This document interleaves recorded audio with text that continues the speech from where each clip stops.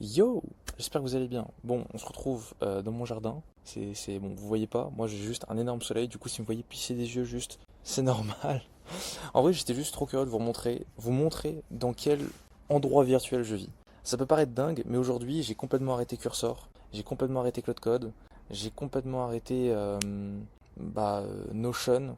J'ai plus de make. J'ai pas d'NBTN. Je n'ai plus rien. Pourquoi? Parce que j'ai tout centralisé dans une seule et même plateforme qui me permet de tout faire.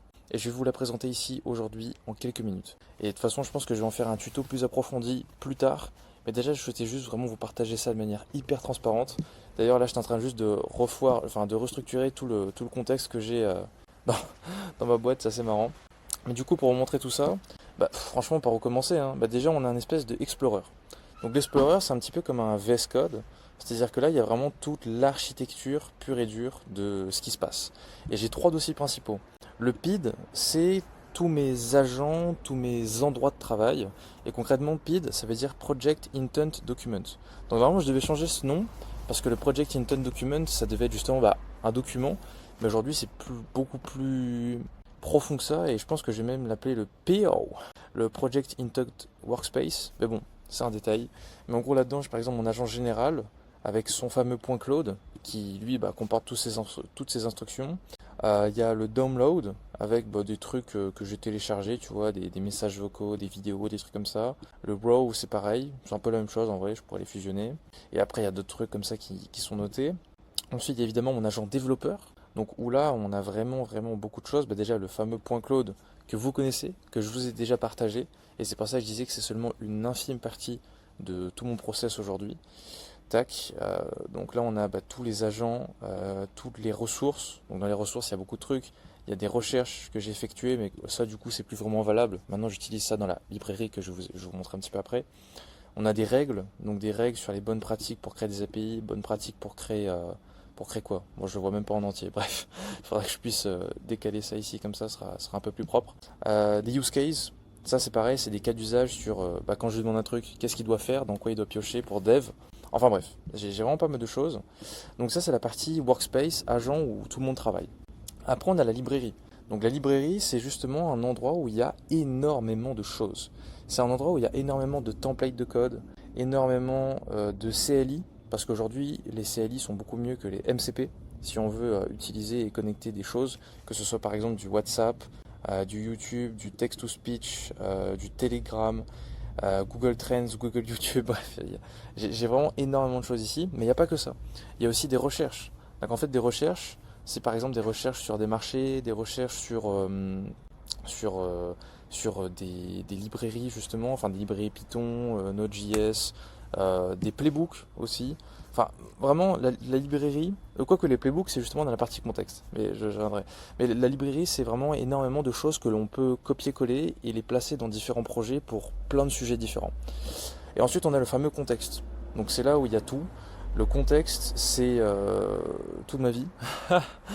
Et justement, ce contexte, il a une certaine particularité. C'est-à-dire que là, on a ce qu'on appelle des frontmaters. C'est-à-dire que les frontmaters, c'est ni plus ni moins, tac, que... attendez, je vais changer de truc. Hop. Je vais par exemple prendre, je sais pas moi, identité. Voilà. Bon, là, peut-être identité, il y a beaucoup de trucs perso. On va prendre infrastructure, par exemple. Là-dedans, il y a beaucoup de choses. Par exemple, il y a des refs. C'est-à-dire que là, on a ref infra Dedibox. Si je clique dessus, bon, si je clique pas dessus, ça va pas fonctionner, mais de toute façon, je pourrais la retrouver ici.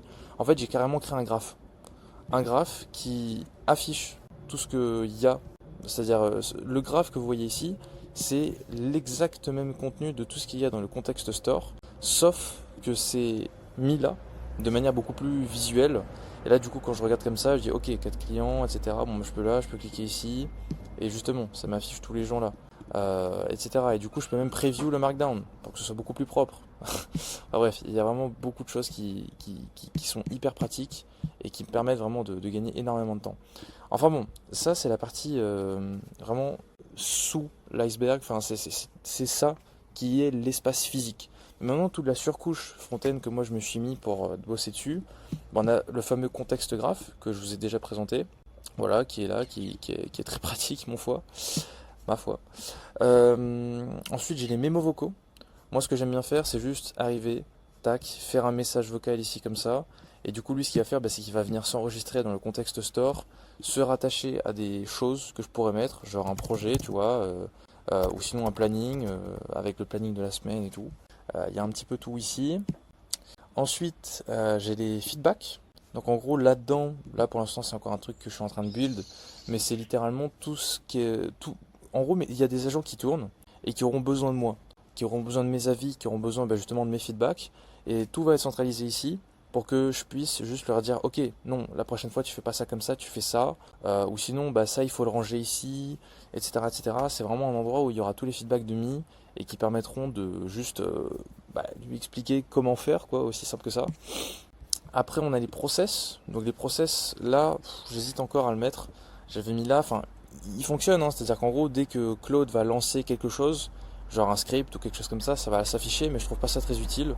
En soi, moi, je voulais afficher ici tous les services qui tournent, genre CRM, iOpened, le iClosed que j'ai copié, que je pourrais vous mettre dans la description, donc la vidéo.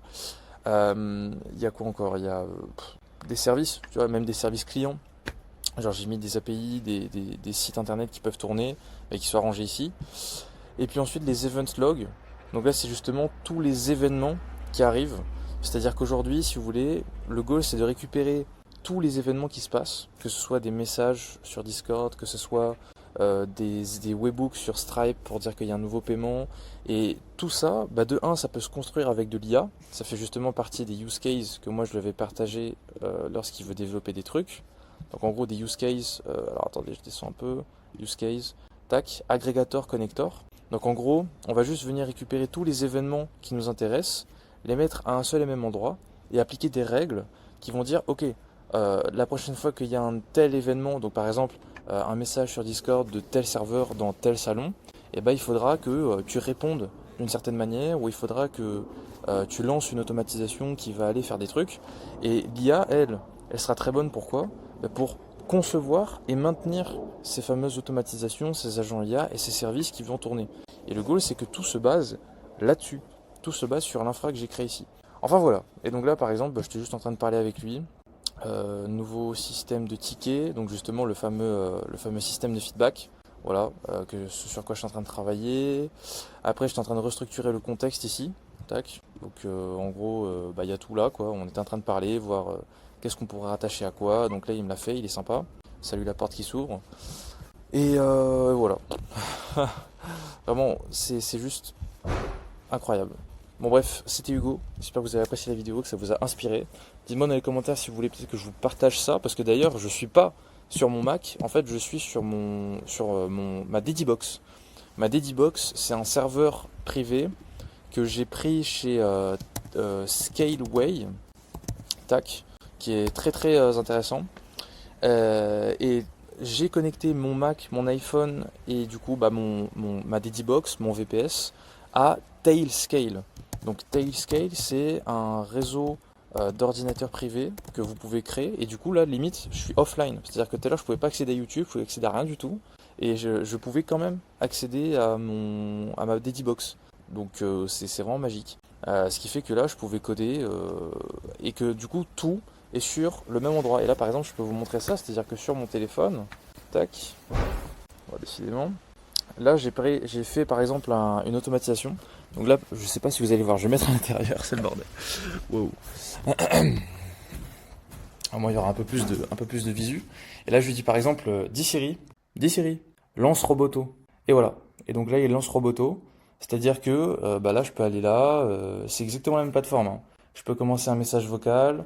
Voilà, je dis bon écoute, super, aujourd'hui ma journée elle s'est bien passée, voilà, j'ai réalisé toutes les tâches que j'avais à faire pour cette semaine. J'ai juste à préparer mes valises là pour bouger bientôt, et puis dans l'ensemble ça va. Tac, donc là il me met tout ça ici, je peux juste rattacher par exemple à Identity. Tac, donc c'est mon identité, logique. Ensuite je peux lui mettre un nom, par exemple mise à jour du 22 avril 2026. Voilà. Et là, je peux même écouter l'audio si je veux. Voilà, écoute, super, aujourd'hui, ma journée, elle s'est bien passée. Voilà. Je fais enregistrer. Donc là, il me dit transcription Whisper en cours avec restructuration, etc. Voilà. Et voilà, c'est ajouté. Et donc là, maintenant, si... Hop. Voilà. Si je repars dans mon graphe ici, hop, on va voir un nouvel élément. Hop, le nouvel élément c'est, voilà. Non, c'est pas ça. Tiens, c'était où? Je viens de l'ajouter de toute façon. Bah écoute, on va... hop. Je vais taper par exemple 22. Bah voilà, mise à jour du 22 avril. Je clique dessus et c'est exactement ce que je viens de dire. Ma journée s'est bien passée, etc., etc. Et là, je suis sur mon Mac et j'étais sur mon téléphone il y a littéralement 5 secondes. Voilà, c'est magique.